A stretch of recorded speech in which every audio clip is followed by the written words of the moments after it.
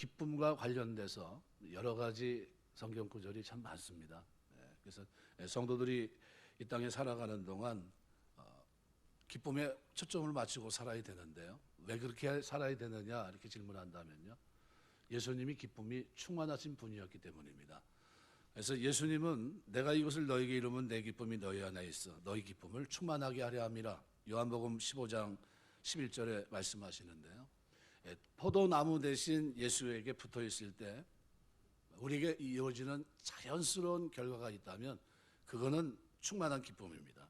그래서 이 충만한 기쁨을 신학자 체스터톤이라는 사람은 그리스도인의 거대한 비밀 이렇게 얘기합니다. 예수 믿으면 뭐가 달라지냐 하면요. 첫 번째 달라지는 게 바로 이 기쁨입니다.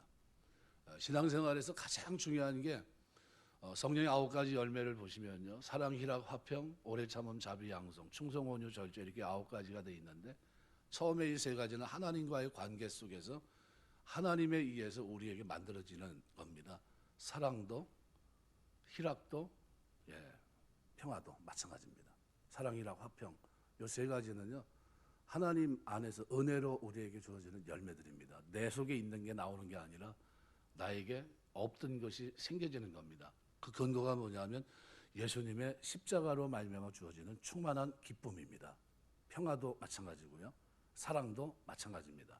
그래서 내가 이것을 너에게 이루면 내 기쁨이 너희 안에 있어 너희 기쁨을 충만하게 하려 합니다. 충만하다는 것은 완전히 차고 넘치는 걸 얘기합니다. 그래서 히브리서에서도 즐거움이란 단어를 표현하고 있는데 히브리서 1장 9절 말씀에 보면은요. 하나님 곧 주의 하나님이 즐거움의 기름을 주께 부어 주의 동료들보다 뛰어나게 하셨다 그랬어요. 그래서 하나님께서 주께 부으실 기름 이걸 즐거움의 기름으로 표현합니다. 즐거움의 기름을 통해 친구들보다 더 승리하게 하셨다 그런 의미입니다. 베드로전서 1장 8절 말씀에도 보시면 예수를 너희가 보지 못하였으나 사랑하는도다. 이제도 보지 못하나 믿고 말할 수 없는 영광스러운 즐거움으로 기뻐한다. 이 표현합니다. 그리스도인의 삶의 특징은 기쁨입니다. 기쁨. 그래서 예수님께서 기쁨으로 충만하신 분이고 그 십자가의 은혜를 경험한 사람들의 삶에 있어야 될 것이 뭐냐? 기쁨입니다. 그래서 오늘 읽은 빌립보서 4장의 환경은요 좋지 못합니다. 교회는 다툼 속에 있었고 이단들은 움직이고 있었고요. 그런 가운데 교회는 분열의 모습을 보이고 있고 그런데 그런 그들을 향해서 바울이 던진 얘기는 뭐냐면 주 안에서 항상 기뻐하라. 다시 말하노니 기뻐하라. 명령형입니다. 그러니까 기뻐하라는 거예요. 항상 기뻐하라. 항상이란 판토테라는 말은요. 어떤 환경이 됐든 간에 어떤 시간이 됐든 간에 매 순간 우리의 전 시간을 말합니다. 하나님 앞에 어떻게 해요? 다 드려야 된다는 게 기쁨의 자세를 가지고 살아야 된다는 겁니다. 지금 싸우고 있는 사람들에게 주 안에서 기뻐하라고 말합니다. 내가 다시 말하노니 기뻐하라 얘기합니다. 그러니까 이 충만한 기쁨은 빼앗기지 말아야 된다는 거예요. 그 기쁨이 나에게 유지돼야 되는데 그 기쁨이 유지되게 하기 위해서 필요한 것이 뭡니까?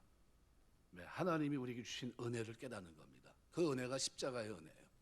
예수님이 십자가 지신 그 은혜를 깨닫게 되면 그럼 어떻게 해요?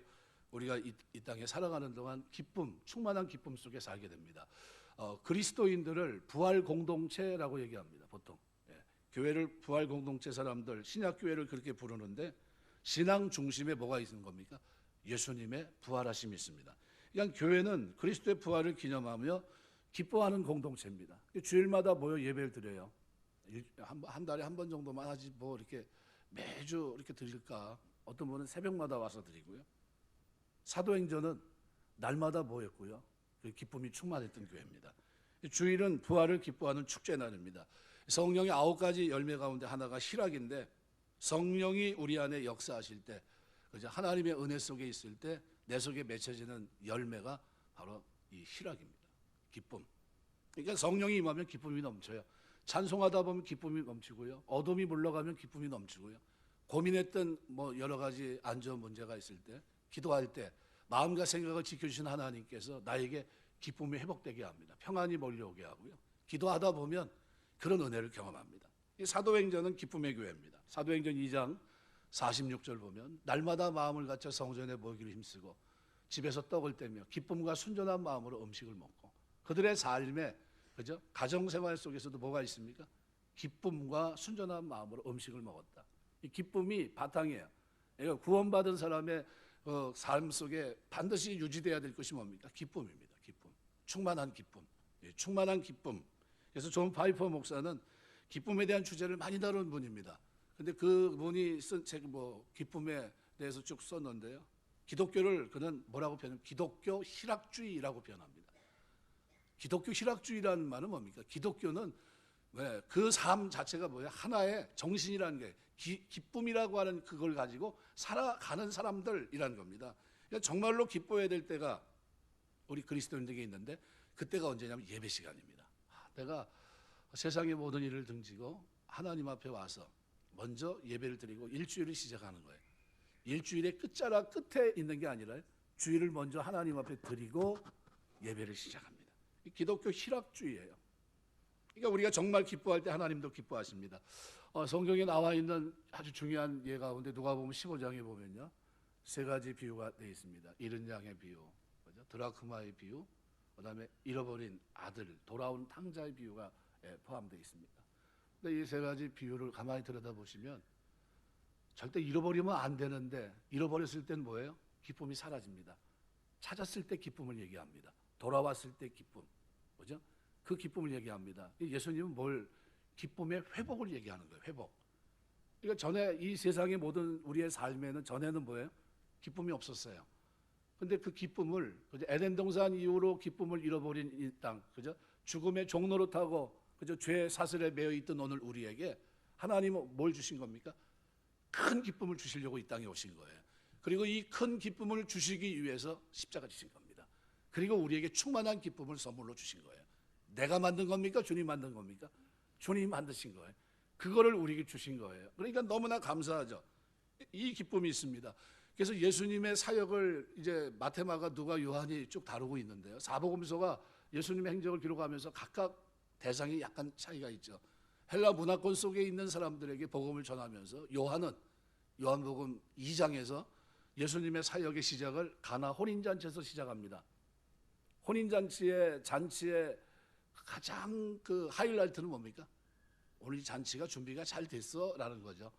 잔치 준비가 우리로 말하면은요, 전라도 쪽에 가면 뭘 먹어야 됩니까? 홍어가 나와야 돼요.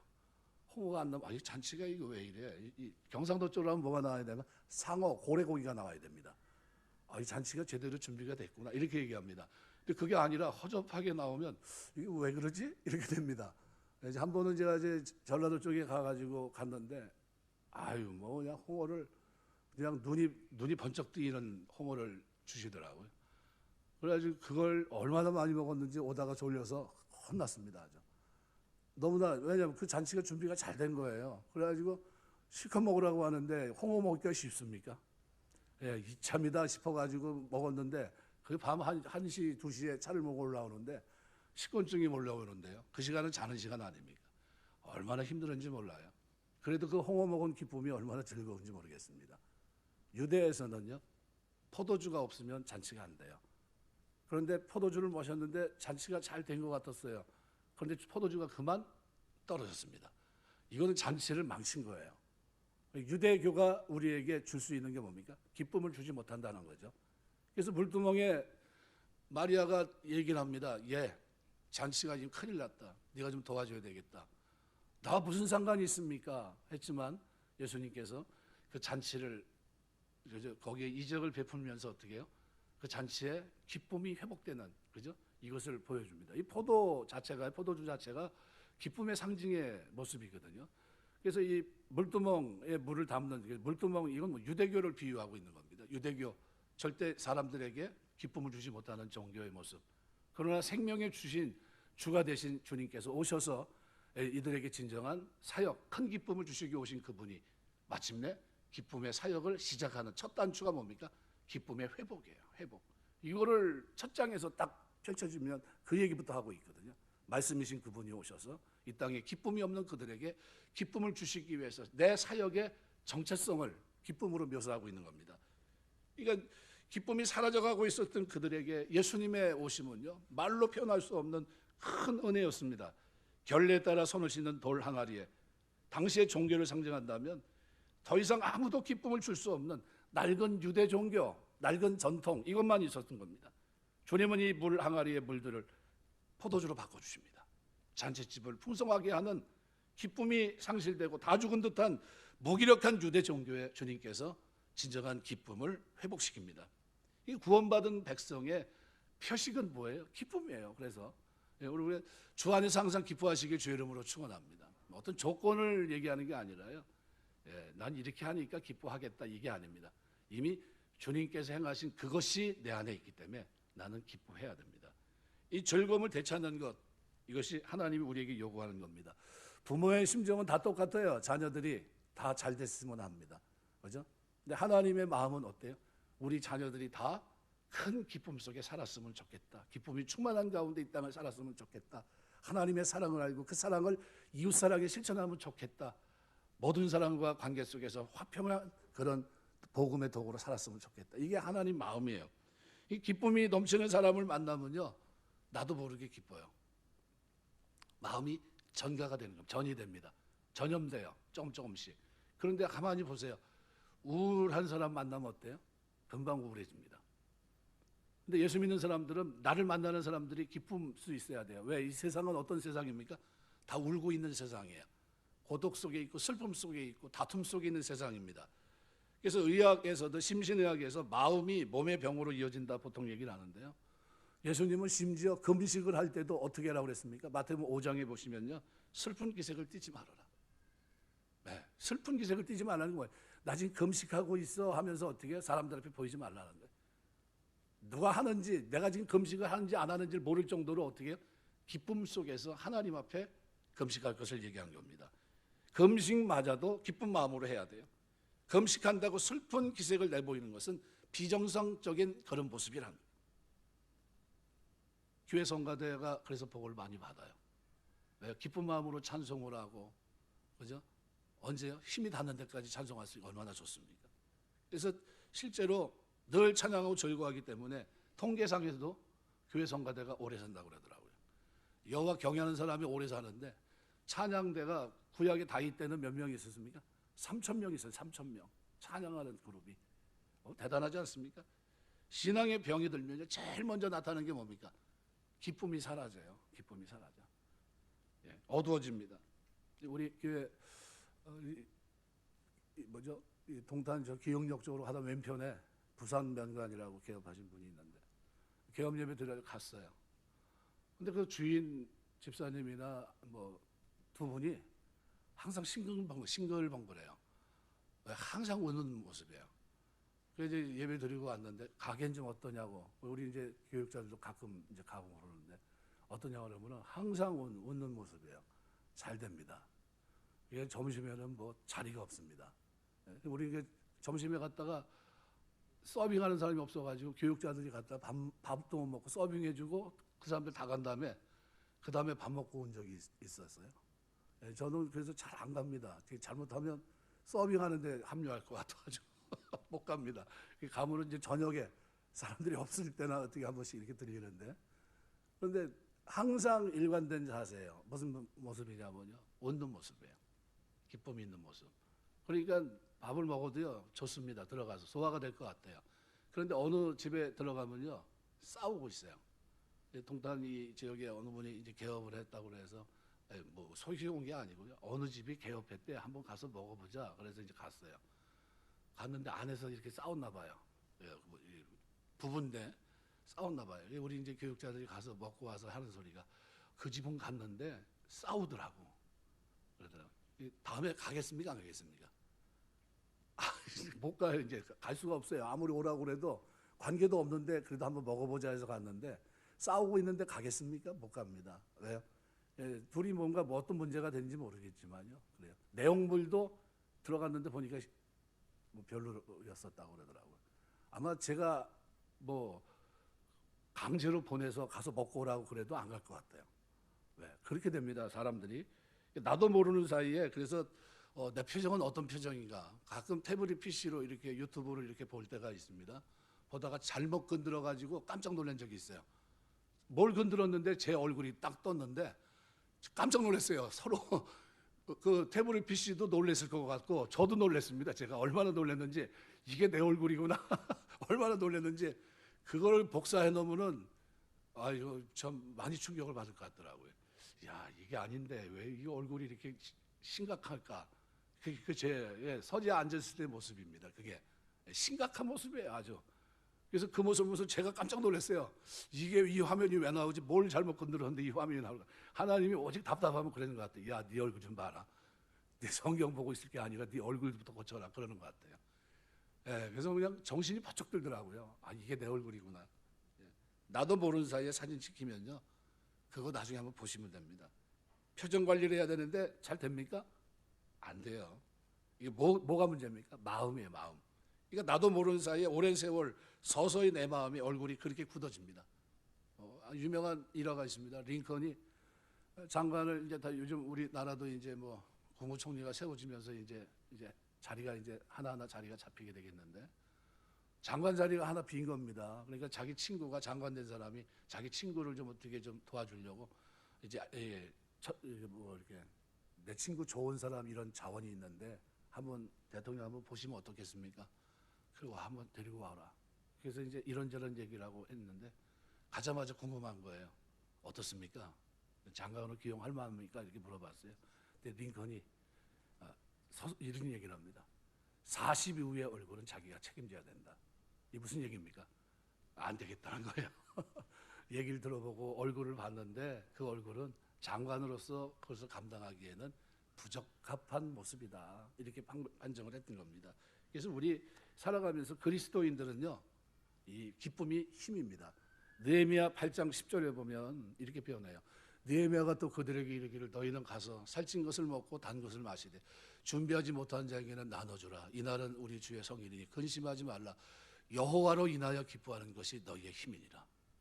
여호와로 인하여 기뻐하는 것이 너희의 힘이다. 이렇게 얘기합니다. 무엇을 하든지 기뻐하며 일을 하는 사람을 당해낼 수가 없습니다. 이 기뻐하는 삶이 우리 삶의 터닝 포인트예요.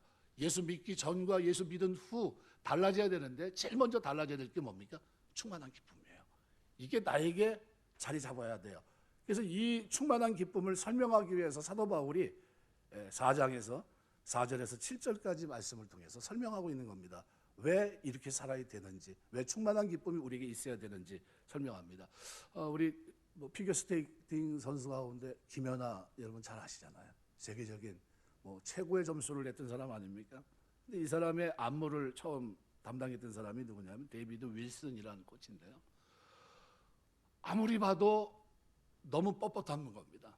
저거 뭐 안 되겠다. 힘은 있는데 부드러움이 전혀 없고 즐기는 게 전혀 없고 그 살아가는 그 삶의 패턴을 보니까 그 속에 기쁨이 없더라는 거예요. 그래서 이 사람 고민이 뭐냐면 어떻게 하면 저걸 내려놓고 딱딱한 분위기를 내려놓고 할 수 있을까? 그래서 그때서부터 즐기라고 조언합니다. 즐겨라. 내려놓고 네가 기쁨이 회복될 수 있도록 해야 된다. 그럼 계속 주문했다는 겁니다. 그래서 동작에 힘은 있는데 부드러움이 없으니까요. 무작정 즐기라고 조언을 했고 긴장감을 풀어주려고 마치 전투하듯이 나는 반드시 우승해야 된다는 그런 어떤 강박관념 속에서의 그 어떤 그런 행위들이 너무 딱딱한 거예요. 그래서 긴장감 풀어주려고 했고 웃음 되찾으려고 노력했고 그리고 어떻게 기쁨이 회복될 수 있도록 계속해서 옆에서 조언해주고 그 마음 상태를 컨트롤해 줬다는 겁니다. 결국 여러분 아시는 대로 세계적인 피겨 스케이트 선수가 됩니다. 우승하는 선수가 되고요. 즐길 줄 아는 사람, 기쁨이 그 마음 중심에 있으니까요. 그렇게 됩니다. 사도 바울은 그리스도 안에 있으면 기쁨이 넘친다는 사실을 잘 말씀하면서 빌립보서를 보면요. 감옥에서조차 그는 기뻐했습니다. 그의 기쁨은 상황을 뛰어넘는 상황에 갇히지 않는 초월적인 기쁨의 모습을 보여줍니다. 데살로니가 1장 6절에 보면 우리가 잘 알고 있는 데살로니가 교회는 믿음의 역사, 사랑의 수고, 소망의 인내가 넘치는 교회였는데요. 소문난 교회입니다. 그런데 이 교회를 설명할 때 이렇게 얘기합니다. 너희는 많은 환난 가운데서 성령의 기쁨으로 말씀을 받아. 말씀을 받는데 뭐로 받아요? 성령의 기쁨으로 말씀을 받아. 우리와 주를 본받는 자 됐다. 우리와 주를 본받는 자 됐다는 거예요. 말씀을 받는데 무슨요? 기쁨으로 말씀을 받았다는 거예요. 오늘 여러분 교회 오셨는데 기쁨으로 말씀을 받고 주를 본받는 자 되시길 주의 이름으로 축원합니다. 여러분 말씀을요 기쁨으로 받아야 돼요. 씨 뿌린 자의 비유에 보면요 무슨 뭐가 있습니까? 예, 길가 가시덤불 돌짝밭 기쁨으로 받긴 받아요. 그죠? 그런데 열매 맺는 건 뭡니까? 옥토 밭을 일군 거, 마음 밭을 일군 거기에만 100배, 60배, 30배 열매가 맺히거든요. 그런데 셋 다 뭐예요? 기쁨으로 받고, 그죠? 이게 기록이 되어 있습니다. 여러분이 신앙생활하면서 말씀 받을 때는요, 세상의 모든 것 뒤에 놔두고 집에다 놔두고 오셔야 돼요. 그리고 여기서 받을 때는 어떻게 해요? 기쁨으로 말씀을 받게 되시길 주의 이름으로 축원합니다. 말씀을 기쁨으로 받으면서 그 다음에 어떻게 해요? 그래야 열매가 맺혀요. 그 열매가 맺히는 건 뭐에 따라서요? 마음밭에 따라서 다릅니다. 그래서 돌짝밭은, 가시덤불은, 길가에 이런 것들은 다 어때요? 기쁨으로 받긴 받되 열매를 맺지 못했어요. 그러나 옥토는 뭡니까? 성령의 쟁기로 갈아엎은 거예요. 내 마음밭을 일군 겁니다. 이건 어디에 무슨 씨를 뿌려도 씨에는 문제가 없잖아요. 밭에 문제가 있지. 그죠? 그러니까 씨에는 문제가 없으니까 심으니까 어떻게 돼요? 30배, 60배, 100배 열심을 맺는 겁니다. 이 기쁨으로 말씀을 받는 건요. 신약 전체가 말씀하고 있는 겁니다. 전체가. 그러니까 데살로니가 교회가 이렇게 주를 본받는 자가 된 것은 기쁨으로, 성령의 기쁨으로 말씀을 받았기 때문에 이 기쁨은 내게 아닙니다. 오직 그리스도 안에서 하나님께서 충만한 기쁨을 우리에게 주시기 때문이에요. 우리가 알고 있는 김한란 박사는 장례식에서조차 이대 총장을 지냈던 분이 장성국을 부르지 말라고 유언을 그렇게 남깁니다. 내가 죽고 나면 장성국 부르지 마십시오. 대신 핸델의 메시아를 불러주셨으면 좋겠습니다. 장례식에 올 때는 검은 옷을 입지 마십시오. 연미복을 입어주십시오. 마지막 예배 시간을 나를 천국으로 보내는 즐겁고 환희에 넘치는 시간으로 만들어 주십시오. 이게 맞는 얘기예요. 제가 제일 거부감이 있는 게 뭐냐면 장례식을 할 때 꼭 검은 넥타이를 메고 가야 되는 이게 불편해요. 저는 사실은. 저는 그거 하고 싶지 않아요. 근데 그게 예의라고 하니까 할 수 없이 하는데 그건 이제 내가 하나님 앞에 예의가 아닌 것 같은데, 예. 하나님 이게 제가 이게 본 의사가 아닙니다. 저는 이거 넥타이 다른 거 메고 싶습니다. 근데 그걸 가지고 있어야 된다는 거예요. 목사가 되면 검은 넥타이를 하나 갖고 있어야 되는데 왜 그러냐 그랬더니 그거는 장례식 때 가서 장례를 주도해야 되니까 그렇다는 거예요. 아이고 되게 싫은데 할 수 없이 갑니다. 그래서 갈 때도 안 해요. 거기 가서 딱 걸고 끝나면 바로 빼버립니다. 그것도 빨리 하려고 자꾸 있죠. 자꾸로 휘게가지고 올리고 자꾸로 확 내려서 내리는 거. 그게 이제 하나 있습니다. 그리고 여기 품고 갔다가 장례식 하면 이렇게 메고 들어가서 예배 드리고 예배 드리자면 나오기 무섭게 그냥 벗어버려요. 싫어요 그게. 왜냐하면 기쁨으로 지금 어디 갔어요? 천국 갔는데 무겁잖아요. 지금 가는 보내는 분위기가 어때요? 아주 무거워요. 아주 무거운 분위기. 그거 되게 싫어해요 저는. 가벼움, 기쁨의 분위기가 돼야 되는데 그게 맞습니다. 우리 그리스도인들은. 그래서 하박국 3장 17절 18절에 보면요. 이렇게 표현해요. 비록 무화과 나무에 부성치 못하고 포도나무 열매가 없고 감람나무에 소출이 없고 밭에 먹을 것이 없고 우리의 양이 없고 외양간에 소가 없을지라도 나는 여호와로 말미암아 즐거워하며 나의 구원의 하나님으로 말미암아 기뻐하리로다. 우리가 기뻐하는 그리스도인들이 기뻐하는 이유는요. 딱 한 가지예요. 예수님이 우리에게 뭐요? 큰 기쁨을 주시려고 오셨고요. 그 기쁨을 완성하기 위해 십자가 지시고 그리고 부활하셔서 우리에게 기쁨을 선물로 주셨기 때문이에요. 그러니까 죽음에 두려워하지 않고 이제는 영생을 누리는 자가 됐고요. 부활에 참여한 자가 됐고요. 이 땅에서 하나님 백성으로 하늘 시민권을 가진 자가 됐기 때문입니다. 그래서 우리가 기뻐해요. 그래서 기쁨은요. 우리가 제일 먼저 해야 될 일입니다. 그래서 말씀의 기운도 그렇고 죄사함의 기쁨도 하늘 상급의 약속도 하늘의 이름이 기록된 것 이게 다 뭡니까? 기쁨의 이유입니다. 성도 간에 기도할 때도 간구할 때마다 너희를 위해 기쁨으로 항상 간구하면 기도하는데도 기쁨으로 해요. 기도하는데도. 예. 핍박을 받는데도 어떻게 해요? 기뻐합니다. 기뻐하고 즐거워하라 하늘에 너희 상이 큽니다. 핍박을 받는데도 기뻐해요. 스데반처럼. 이해가 안 되잖아요. 왜 그렇습니까? 하늘의 상이 크니까 기뻐해요. 하늘의 상이 크니까. 성도를 위해 간구할 때면 너희 무리를 위해 기쁨으로 항상 간구한다는 거예요. 기도하는 게 쉽습니까? 쉽지 않잖아요. 그런데도 어떻게 해요? 간구할 때마다 너희 무리를 생각할 때 기쁨으로 항상 간구한다는 거예요. 우리 권사에서 월요일마다 기도하는데 늘 기쁨으로 간구하십니다. 이 교회가 그게 감사해요. 그래서 루터는 그런 얘기를 합니다. 기독교인은 마음속으로 기뻐할 수 있는 사람이고 즐겁기 때문에 찬송과 춤으로 기쁨의 표현을 할 수 있는 행복한 사람이다, 이렇게 얘기했어요. 여러분 어떻습니까? 이 정의가 마음에 듭니까? 예, 그리스도인은 마음으로 기뻐할 수 있는 사람이다. 그리고 즐겁기 때문에 찬송과 춤으로 기쁨을 표현할 수 있는 행복한 사람이다. 우리 다른 말로 말하면 우리는 기쁨을 표현할 줄 아는 행복한 사람들이에요. 이게 예수 믿는 겁니다. 예, 우리가 살아가면서 여러분 삶의 주변에서 여러분을 만났을 때 여러분에게 있는 기쁨이 전가되는 이런 은혜가 있게 되시길 주의 이름으로 축원합니다. 시편 16편 11절 보면요, 주께서 생명의 길을 내게 보이시리니 주의 앞에는 충만한 기쁨이 있고 주의 우편에는 영원한 즐거움이 있나이다. 주의 앞에는 뭐예요? 충만한 기쁨이 있다는 거예요. 충만한 기쁨. 이게 주의 앞에는, 이거는 주의 면전 앞에서를 말합니다. 하나님 얼굴 앞에서는 충만한 기쁨이 있다는 거예요. 이 충만한 기쁨은 신약 그리스도 안에서 우리에게 이루어진 겁니다. 그 기쁨이 우리에게 있어요. 그러니까 예수님은 기쁨이 충만한 분이에요. 이 큰 기쁨을 주시려고 오셨습니다. 오늘 읽은 말씀에서 4절 이렇게 말합니다. 기뻐하라. 주 안에서 항상 기뻐하라. 내가 다시 말하노니 기뻐하라. 이 판토테 항상이란 말은요, 모든 시간, 모든 전체를 말합니다. 한순간도 예의 없이 모든 시간 전부를 말해요. 데살로니가전서 5장에 항상 기뻐하라, 쉬지 말고 기도하라, 범사에 감사. 이는 그리스도 예수 안에 널 향하신 하나님의 뜻이다. 항상 기뻐하라. 모든 시간, 나의 주어진 일생 전체를 말합니다. 그 시간 속에서 우리는 어떻게 해요? 큰 기쁨 속에 사는 사람들이에요. 저 사람은 왜 저렇게 살아? 얘기하면 예수 믿더니 저렇게 됐어. 그게 정답입니다. 예수 믿더니 기쁨이 넘치네. 지금 뭐가 있나? 이렇게 돼야 됩니다. 예수 믿는데 매일 어떻게 해요? 그냥 얼굴이 착 가라앉아가지고 무겁고 무섭고 사납고 이런 모습은 회개하셔야 돼요. 예수 믿으면 짐승 같은 삶으로부터 어떻게 해요? 이제는 통제받는 온유한 말, 온유한 짐승으로 바뀌는 겁니다.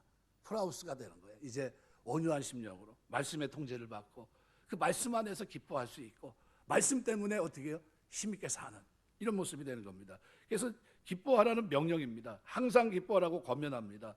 그러니까 그냥 기뻐지는 게 아니에요. 기뻐하라고 명령하고 있는 거예요. 명령입니다. 기쁘고 행복하고 즐거울 때 기뻐하는 것은 누구나 할 수 있습니다. 그러나 슬픔, 고난, 실패, 아픔의 자리에서도 그리스도인들은 항상 기뻐해야 돼요. 근원적인 기쁨이 우리에게 있는 겁니다. 큰 기쁨, 예수님이 주신 기쁨이에요. 충만한 기쁨. 이게 예수 믿는 사람의 특징입니다. 항상 언제나 기뻐하고 즐거워할 수 있는 존재, 이게 성도입니다. 이 권면을 하고 있는 바울의 형편은 감옥입니다. 사랑했던 교회 빌립보 교회는 유오디아 순독의 다툼으로 분열되었고 거짓 교훈과 가르침 때문에 아파하고 싸우고 있는 상태입니다. 근데 바울은 그런 그들을 향해서 항상 기뻐하라. 내가 다시 말하노니 기뻐하라. 이렇게 얘기합니다. 명령형입니다. 어떻게 이런 일이 가능합니까? 우리 삶이 기뻐지도록 기다리지 않고 기뻐하고 우리 삶에 많은 경험의 차이가 있음에도 불구하고 경험에 굴복하지 않고 항상 기뻐할 수 있는 것이 어떻게 가능합니까? 그 이유는 주 안에서 항상 기뻐하라고 명령하기 때문이에요. 이 말은 믿음을 사용해서 항상 기뻐하는 것이 성도의 삶이고 이것이 성도의 특징이라는 거예요. 여러분 믿음을 통해서 여러분이 항상 기뻐하시길 주의 이름으로 축원합니다.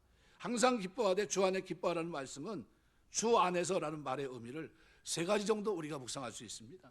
주 안에 있는 기쁨으로 기뻐하라는 거죠. 그래서 예수님이 세상에 오셔서 우리의 모든 질고 고통, 죄, 허물을 대신 지시고 피 흘리기까지 몸을 찢기시면서 우리에게 주신 선물, 이 구원의 열매, 이게 뭡니까? 기쁨이에요. 이게 하나님께로부터 오는 기쁨입니다. 근원이 하늘에 속한 천상의 기쁨입니다. 죄 문제가 해결된 기쁨이에요. 이 땅에 있는 우리의 경험이나 삶에 좌우되는 기쁨이 아닙니다. 일희일비할 일이 아니에요. 이거는 예수님의 공로로 우리에게 주어진 기쁨이기 때문에 항상 기뻐하는 명령이 적용될 수밖에 없어요. 그러니까 우리 예수 믿는 사람들은요, 이유 조건 달지 말고 기뻐하셔야 돼요. 예수님은 제자들에게 본인이 십자가지로 떠나시기 전에 요한복음 16장 22절에 이렇게 말합니다.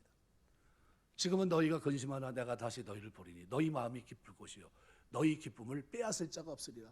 누굴 만납니까? 부활하실 주님 만났을 때 그 기쁨, 죄 문제가 해결되고 그죠? 천국 백성이 되는 이 기쁨, 이건 빼앗길 수가 없는 겁니다. 요한복음 11장 13절에 보면요, 지금 내가 아버지께로 가오니 내가 세상에 이 말을 하는 것은 그들로 내 기쁨을 그들 안에 충만히 가지게 하려 함이니라. 그들에게 충만한 기쁨을 가지게 하는 거예요. 내 기쁨을 그들 안에 충만히 가지게 하시기에 주님은 십자가 지신 겁니다. 주님이 우리에게 주신 기쁨, 우리가 충만히 가지고 기뻐하는, 즐거워할 수 있는 기쁨은 어떤 기쁨입니까? 예수님 때문에, 예수님이 가지고 계셨던 기쁨이고 예수님이 만들어준 기쁨으로 기뻐하는 거예요. 내 속에서 나오는 게 아닙니다. 이건 누구예요? 전가되는 거예요. 그래서 주 안에서 항상 기뻐하는 겁니다. 예수께서 이 세상에 오셨을 때 천사들은 목자들에게 가서 누가복음 2장 10절에 보면요, 누가복음 2장 10절 이렇게 말합니다. 천사가 이르되 무서워 말라. 보라, 내가 온 백성에게 미칠 큰 기쁨의 좋은 소식을 너에게 전하노라. 큰 기쁨의 좋은 소식. 그냥 기쁨의 소식이라고 해도 되는데 거기다 뭐예요? 큰 기쁨의 좋은 소식. 이거보다 더 좋은 소식은 없다는 거예요. 그게 예수님의 이 땅에 오심입니다. 주님이 이 땅에 오신 이 소식이 좋은 소식인데, 좋은 소식이 만들어내는 중요한 열매가 큰 기쁨이에요. 큰 기쁨. 이 큰 기쁨을 우리 그리스도인들에게 선물로 주신 겁니다. 그러니까 땅의 슬픔, 아픔, 질고 이것을 이기고도 남아요. 내가 눈물을 흘리고 눈물 흘릴 만한 그런 환경 속에 살고 있음에도, 그런데 이 큰 기쁨을, 그 모든 것을 어떻게 해요? 감당할 수 있는 기쁨이에요. 이겨낼 수 있는 기쁨이고요. 그 속에서 견뎌낼 수 있는 기쁨입니다. 주님이 우리에게 기뻐라고 명령하셨을 때 일시적인 기쁨이 아닙니다. 영원한 거예요. 예수님 때문에 하나님 우리에게 주신 기쁨으로 기뻐하는 겁니다. 감옥에 갇혀 있어도, 다툼으로 인해 교회가 흔들려도 절대로 잃어버릴 수 없는 하나님의 기쁨, 환경 때문에 좌우되지 않고 오히려 그 속에서도 떳떳하게 흔들림 없이 기뻐할 수 있는 기쁨, 이게 바울이 가졌던 기쁨이에요. 그래서 매를 맞고 감옥에 갇혔는데 빌립보 감옥에서 뭐하고 있어요? 미친놈처럼 기도하고 찬송하고 있었던 거예요. 매를 맞으면 아팠을 텐데, 그죠? 착고에 찼다는 건 어떻게? 쇠사슬에 확 묶여 있었는데, 근데 거기서 뭐예요? 그 안에 있는 기쁨을 주체할 수 없어서 뭐가 나와요? 찬송이 터져 나와요. 기도가 터져 나오고, 그랬더니 하나님 옥토가 흔들리고요. 그리고 만든 게 간수장의 회개가 역사 일어나고요. 그리고 만들어진 게 뭡니까? 빌립보 교회예요. 그러니까 성도에게 내가 구원받은 증거는 뭡니까? 삶의 기쁨이에요. 큰 기쁨. 여러분 기도할 때 어떤 기도를 드려요? 하나님 나에게 준 충만한 기쁨이 하나님 어디 흔들리지 않게 없어서, 이 충만한 기쁨이 내 삶에서 어떻게 충만한 기쁨으로 나타나게 하옵소서 기도해야 됩니다. 주 안에서 예수를 믿는 순간 우리 안에 성령께서 내주하십니다. 주 안에 있는 거예요. 뗄래야 뗄 수 없는 관계입니다. 주님이 우리와 함께 계시기 때문에 우리는 기뻐하고 즐거워합니다. 주님의 성령이 나와 함께 하세요. 또 주님은 이 땅에 오셔서 마귀의 권세를 깨버리셨어요. 죄의 권세, 사망의 권세를 다 깨버리셨습니다. 주님이 땅과 그리고 만물의 모든 권세와 능력을 갖고 하늘 보좌 우편에 계십니다. 하나님의 다스림 통치를 벗어난 것이 없어요. 다 하나님 손에 있어요. 세상의 모든 것이 지금은 눈물 같고 아픔 같고 고통 같지만 선하신 하나님 손에 붙들려서 반드시 유익되게 될 줄 믿기 때문에, 그래서 어떻게 해요? 기뻐합니다. 결과를 알기 때문에. 내가 여호와의 집에 영원히 거하리로다. 시편 23편의 다윗의 고백, 시편 1편의 고백이에요. 끝이 나는 거예요. 왜? 그 하나님이 나에게 독생자까지 주신 하나님께서 뭘 아끼시겠어요? 아무것도 아끼지 않습니다. 우리가 이 땅에서 기쁨을 가지고 큰 기쁨을 유지하며 살 수 있도록 하나님 우리의 삶 속에서 서포트해 주세요. 누가요? 성령께서 기쁨을 잃어버리지 않도록 살 수 있도록 은혜를 베푸십니다. 그래서 예수님 피 흘려 사신 기쁨이 나의 삶을 다스리고 있습니까? 라는 질문은 끊임없이 던져야 될 질문입니다. 과연 나는 충만한 기쁨 속에 살고 있는가? 기쁨이 지금 세상 일로 인해서 지금 혼탁한 그런 모습을 갖고 있지는 않는가? 하나님 앞에 불신앙적인 태도, 그걸 갖고 있지는 않는가? 주님이 우리에게 주신 기쁨을 기뻐하기만 하면 주변의 많은 사람들의 상처와 고통이 치료되고 회복될 텐데, 그런데도 불구하고 그들과의 만남 속에 내 모습이 기쁨을 잃어버린 모습은 아닌가? 기쁨을 잃어버린 모습은요, 빛도 아니고 소금도 아니에요. 맛을 잃어버린 모습이에요. 주님이 주신 살아있는 기쁨, 세상이 모르는 진짜 기쁨, 그 기쁨이 담긴 인격, 그 기쁨이 담긴 내면의 얼굴, 마음, 행실, 이것을 가지고 우리가 살아낼 때 이 땅은 많은 역사가 일어납니다. 기쁨을 가지고 사는 그들에 의해서 많은 사람들을 만져주는 복의 통로로 오늘 이 땅에 존재하게 되고요. 우리 존재 자체가 이웃을 살려내고 위로의 도구로, 그리고 기쁨을 잃어버리지 않고 기뻐하는 모습으로 우리가 살게 돼요. 그러니까 오늘 우리는 기쁨 속에 사는 존재입니다. 주인 없는 사람들에게 세상이 이끄는 대로, 욕망이 이끄는 대로, 환경이 이끄는 대로 사는 것이 아니라 우리는 이미 주인이 있어요. 주께서 피로 값주고 사셨어요. 하나님의 자녀로 주님이 주신 충만한 기쁨을 가지고 이 땅을 살아내라고, 순례자로 살라고 하나님 우리에게 기쁨을 주신 겁니다. 빼앗기지 말아야 돼요. 참 주인 되신 하나님이 우리의 생애를 이끌어 가시는 것을 알고 있기 때문에 그 하나님을 고백하는 살아있는 기쁨이 오늘 우리에게 있어야 되는 겁니다. 우리의 기도의 제목 가운데 하나가 돼야 돼요. 하나님 나에게 준 큰 기쁨을 잃어버리지 않고 살 수 있도록 내 삶의 모든 영역 속에서 이 기쁨이 모든 일에 동인이 될 수 있도록 나를 붙들어 주옵소서. 이게 저와 여러분의 기도 제목 되시길 주의 이름으로 축원합니다. 그런데 이것을 가능케 하는 게 오늘 본문의 관용의 삶입니다.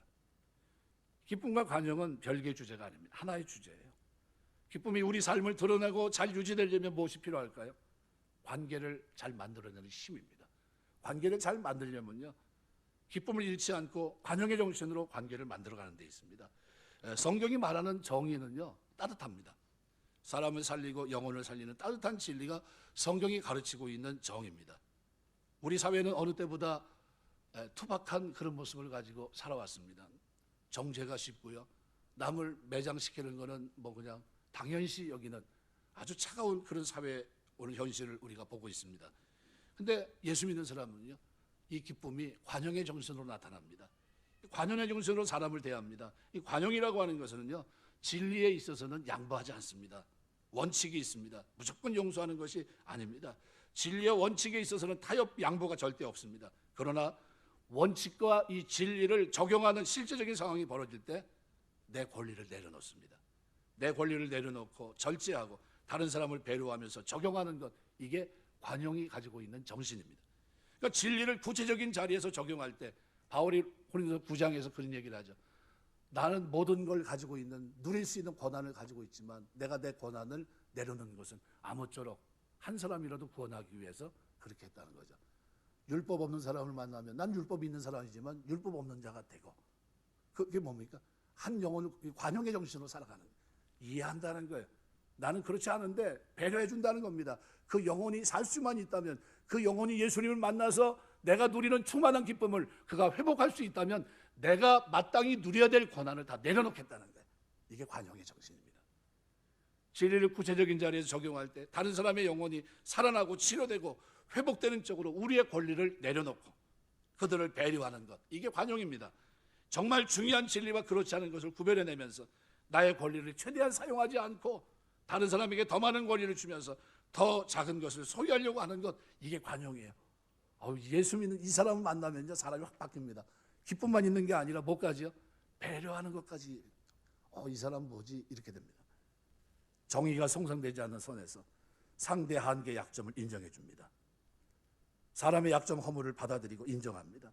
그래서 그를 변호해주고 옹호해 줍니다. 이게 관용이에요. 인생은 질그릇 조각 같아서 연약하고 깨지기 쉽습니다. 본질적인 한계와 약함이 있습니다. 자신을 볼 수 있어야 다른 사람을 볼 때 그것도 보호해주고 옹호해주고 지켜주고 변호해주는 것이 가능합니다. 그래서 관용의 정신이 중요한 거예요. 이걸 가지고 사람들을 봐야 됩니다. 관용의 눈으로 바라보고 관용의 눈으로 그들을 배려하고 정의의 원칙을 세우되 절대로 차갑게 세우지 않고 사람을 살리고 치료하고 회복하면서 정의의 원칙을 세워가는 것, 이것이 성도의 모습이고 이것이 삶입니다. 그런 면에서 성도는 세상과 완전히 구별된 공동체예요. 관용할 줄 아는 사람들이 나타나야 이 사회가 따뜻해져요. 그러니까 이 사회가 왜 이렇게 차갑습니까? 얘기하면 예수 믿는 사람들에게 뭐가 없어요? 세상 사람과 똑같이 관용하는 모습이 없어요. 그 안에 있는 기쁨이 사람과의 관계 속에서 나타나야 될 모습이 뭡니까? 관용이에요. 근데 그게 우리에게 없어진 거예요. 어느 순간 똑같아진 겁니다. 바깥에 있는 사람이나 안에, 그리스도 안에 있는 사람이나 이 관용이라고 하는 것이 에이, 누가 요즘 그렇게 살아? 이렇게 된 겁니다. 근데 그것이 우리에게 회복이 돼야 돼요. 그래서 성도는 세상과 구별된 공동체입니다. 관용할 줄 아는 사람이 나타나야 사회가 따뜻해집니다. 나 자신을 엄격하게 대해야 돼. 남들은 관용의 정신으로 대할 수 있어야 돼요. 나는 심각하게 보면서 다른 사람은 어떻게 해요? 심각하게 보지 않고 그들을 어떻게든 하나님의 사랑, 그저 큰 기쁨의 자리로 인도할 수 있도록 내 권한을 내려놓는 이 정신을 가지고 우리가 살아야 됩니다. 그런 우리에게 성경은 하나를 더 말씀합니다. 주께서 가까우시니라. 주께서 가깝다는 겁니다. 말씀을 듣고 순종하려면 손해보는 것 같고 마음 때문에 선뜻 나서지 않습니다. 그런 마음을 다스리고 순종하고 나면 가까이 계신 주님의 도우심을 우리가 경험하게 되고 하나님의 놀라운 임재를 경험하게 됩니다. 사랑하기 어려운 사람, 관용하기 어려운 사람을 주님의 마음으로 관용하고 사랑해 보니까 마음 중심에서부터 하나님의 사랑에 대한 확신이 생깁니다. 하나님은 가까이 계세요. 우리 삶에 함께 가고 계시고요.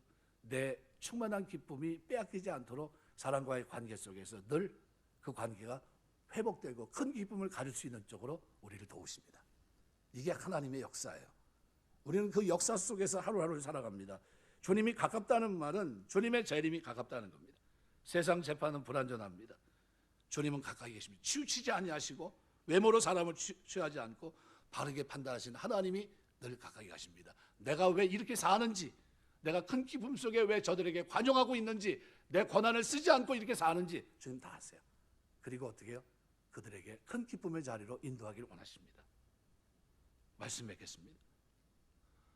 오스트리아 출신 가운데 작곡가 프란츠 요제프 하이든이라는 분이 있습니다. 18세기 후반 빈 고전파 한 사람으로 고전주의 기악 형식의 완성에 크게 공헌했고요. 100곡 이상의 교향곡, 교향곡의 아버지로 불리고 있는 작곡가입니다. 대표적인 작품 교향곡 제 94번 놀람, 천지창조, 사계 이런 것들은 이루 헤아릴 수도 없고요. 수많은 교향곡, 오페라 곡을 작곡합니다. 근데 이 많은 작품에는 다른 작곡가들과는 다른 일관성 있는 한 가지가 그게 뚜렷하게 나타납니다. 하이든만의 특징이라고 하는데 그게 뭐냐면요. 인생의 행복과 기쁨을 경쾌한 음악으로 담아내고 있다는 거예요. 이 궁금한 사람이 하이든에게 이런 질문을 합니다. 왜 당신의 음악에는 항상 환희가 넘칩니까? 왜 기쁨이 넘칩니까? 이 질문을 해요. 하이든이 그 질문에 이렇게 대답합니다.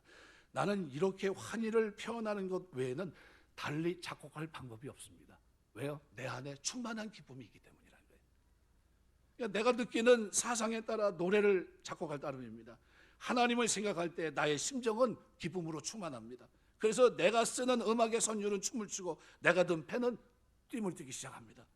하나님은 내게 참으로 기쁜 마음을 주셨기 때문에 저는 기쁜 마음으로 작곡할 뿐입니다. 이게 하이든이에요. 한 번은 작곡가들이 모였어요. 그래서 그런 질문을 합니다.